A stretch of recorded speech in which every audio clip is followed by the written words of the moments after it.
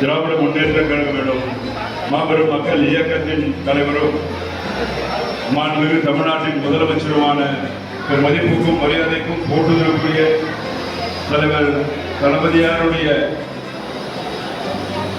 அவர் மேல் பற்றுக்கொண்டு அவர்கள் செயலாற்றும் விதத்தில் கவரப்பட்டு உங்கள் அத்தனை பேரையும் திராவிட முன்னேற்ற கழகத்தில் இன்று இணைத்துக் கொண்டிருக்கின்றீர்கள். பல்வேறு இயக்கத்தில் இருந்து அதிமுக, அம்மா மக்கள் முன்னேற்ற கழகம், பாரதிய ஜனதா, பாட்டாளி மக்கள் கட்சி, தமிழக வெற்றி கழகம், இப்படி அத்தனை எதிர்கட்சியில் இருந்தும் நீங்கள் உங்கள் ஏற்கனவே இருந்த இயக்கத்தில் இருந்து இன்று மாண்புமிகு முதலமைச்சர் தலைவர் தளபதியார் மீது ஈர்க்கப்பட்டு இன்று திராவிட முன்னேற்ற கழகத்தில் நீங்கள் உங்களை இன்று இணைத்துக் கொண்டிருக்கின்றீர்கள். உங்கள் அத்தனை பேரையும் விழுப்புரம் மத்திய மாவட்ட கழகத்தின் திராவிட முன்னேற்ற கழகத்தின் சார்பில் வருக வருக என்று வரவேற்பதை நாங்கள் மற்ற மகிழ்ச்சி கொள்கிறோம். இன்று இந்திய துணைக்கண்டத்தின் ஒரு ஒப்பற்ற தலைவராக மாண்புமிகு முதலமைச்சர் தலைவர் தளபதியார் அவர்கள் விளங்கிக் கொண்டிருக்கின்றார்கள்.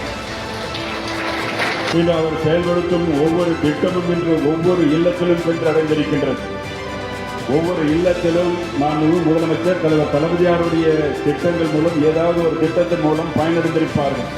அந்த அளவிற்கு இந்த கடந்த 5 ஆண்டுகளில் பல்வேறு திட்டங்களை இன்றைய தினம் மக்கள் நல திட்டங்களை செயல்படுத்தி இருக்கின்றார்கள். ஒன்றிய பாஜக அரசு பல்வேறு வகையிலே தமிழகத்தை வஞ்சித்துக் கொண்டிருக்கின்றது, நிதியை தராமல் வஞ்சித்துக் கொண்டிருக்கின்றது ஒன்றிய பாஜக அரசு.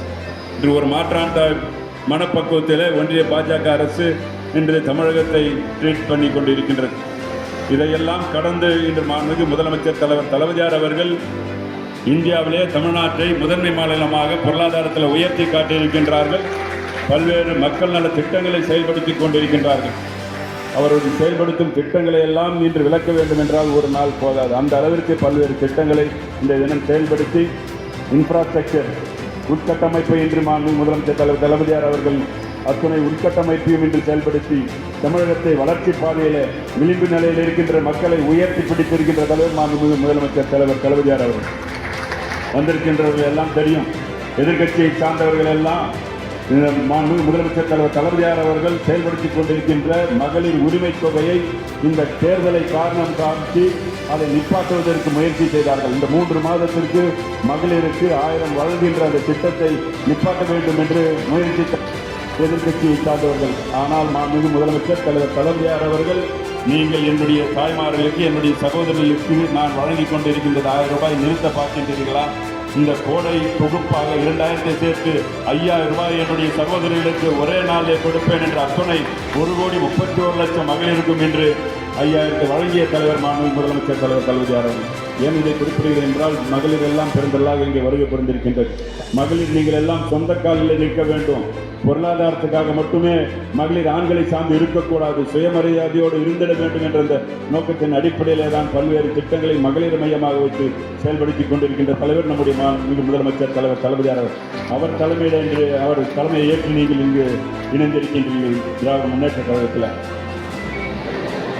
இந்த அதே போல இன்னும் பல்வேறு இயக்கத்தில் வந்திருக்கின்றீர்கள். இன்று இந்தியாவின் நம்பர் 1 முதலமைச்சர் தலைவர் தளபதியார் அவர்கள் எப்படி சினிமாவில் சூப்பர் ஸ்டார் ரஜினிகாந்த் இருந்தாரோ, இன்று சூப்பர் முதலமைச்சர் இந்தியாவிலே நம்முடைய முதலமைச்சர் தலைவர் தளபதியார் அவர்கள்.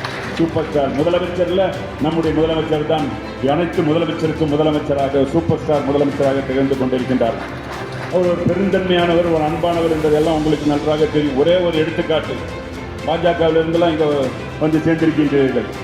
இன்று பாஜகவுடைய ஒரு மூத்த தலைவர் எச் ராஜா அந்த இயக்கத்தில் அவருக்கு உடல்நலம் பாதிக்கப்பட்டிருக்கிறது. டெல்லியிலிருந்து உள்துறை அமைச்சர், பிரதம மந்திரி எல்லாம் வராங்க, தேசிய தலைவர்கள் எல்லாம் அந்த கட்சியோட தேசிய தலைவர் எல்லாம் வராங்க தமிழ்நாட்டுக்கு. அவர் சென்று பார்க்கவில்லை. ஆனால் அதே எச் ராஜா அவர்கள் நம்முடைய தலைவர் மாண்புமிகு முதலமைச்சரை எந்த அளவிற்கு விமர்சனம் செஞ்சிருப்பார் என்பதெல்லாம் நீங்கள் அறிந்திருப்பீர்கள்.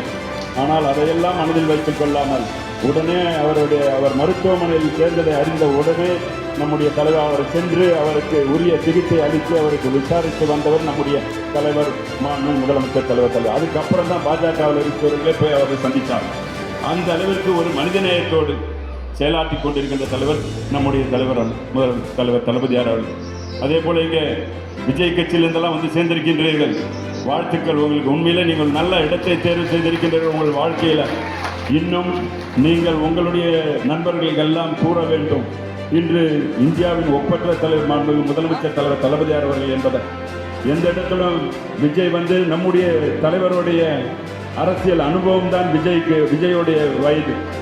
அதை எண்ணி கூட பார்க்காமல் நம்முடைய தலைவரை பற்றி எந்த அளவுக்கு விமர்சனம் செய்தார் என்பதெல்லாம் நீங்கள் எண்ணி பார்த்திட வேண்டும். அப்படி இருக்கும் வேளையில் ஒரே ஒரு இது, கிட்டத்தட்ட அந்த கரூரில் 41 குடும்பத்தில் இந்த 41 பேர் உயிரிழந்தார்கள். அவரை பார்ப்பதற்காக வந்தவர்கள் அந்த குடும்பத்திற்கு சென்று அவர்களுக்கு அந்த இறந்தவர்களுக்கு ஒரு இறுதி அஞ்சலை செலுத்த வேண்டும் என்ற எண்ணம் கூட கிடையாதவர் விஜய். அதெல்லாம் எண்ணி பார்க்கணும். இதெல்லாம் நீங்கள் உங்களுடைய நண்பர்களுக்கு ஏற்கனவே நீங்கள் தொடர்பில் இருந்த நண்பர்களுக்கெல்லாம் எடுத்து சொல்ல வேண்டும். ஆனால் நம்முடைய தலைவர் யாராவது ஒருத்தர் ஒரு உடல் தானம் செய்த ஒரு குழந்தை வீட்டுக்கு சென்று உடனே அவரை பார்த்து அந்த ஆறுதல் கூறி அவருக்கு வாழ்த்துக்களை சொல்லி வருவார் நம்முடைய தலைவர் மாண்புமிகு. அரசியல் ஞானம் இல்லாத ஒரு விஜய் என்பதையெல்லாம் இங்கே வந்திருக்கின்ற அந்த கட்சியிலிருந்து இங்கே வந்து இணைந்திருக்கின்ற நம்முடைய தம்பிமார்கள் எல்லாம் எடுத்துரைக்க வேண்டும். மாண்புமிகு முதலமைச்சர் தலைவர் தளபதியார் அவர்கள் இந்த 5 ஆண்டுகளில் பல்வேறு திட்டங்கள், பல்வேறு மாநிலத்தின் வளர்ச்சி பணிகள், உட்கட்டமைப்பு எல்லாம் செஞ்சுட்டு அடுத்தது 2.0 ஆட்சியில் மீண்டும் நம்முடைய தலைவர் 2வது முறையாக முதலமைச்சரான பிறகு தமிழ்நாடு எப்படி இருக்க வேண்டும், ஒரு தொலைநோக்கு பார்வை, விஷன் 2030 2030 எப்படி தமிழ்நாடு இருக்க வேண்டும் என்ற அந்த தொலைநோக்கு பார்வையோடு செயலாற்றிக் கொண்டிருக்கின்ற தலைவர் நம்முடைய முதலமைச்சர் தலைவர் தளபதியார் அவர்கள் என்பதை நாம் எண்ணி பார்த்திட வேண்டும். அதுதான் என் ஊர் என் கனவு.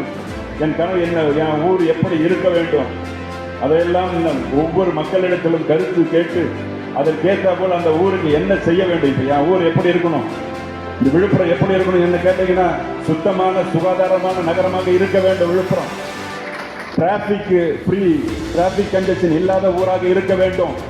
ஸ்ட்ராங் வாட்டர் டிரைனேஜ், மழைநீர் வடிகால் வாய்க்கால் எல்லா இடத்திலும் இருக்கணும்.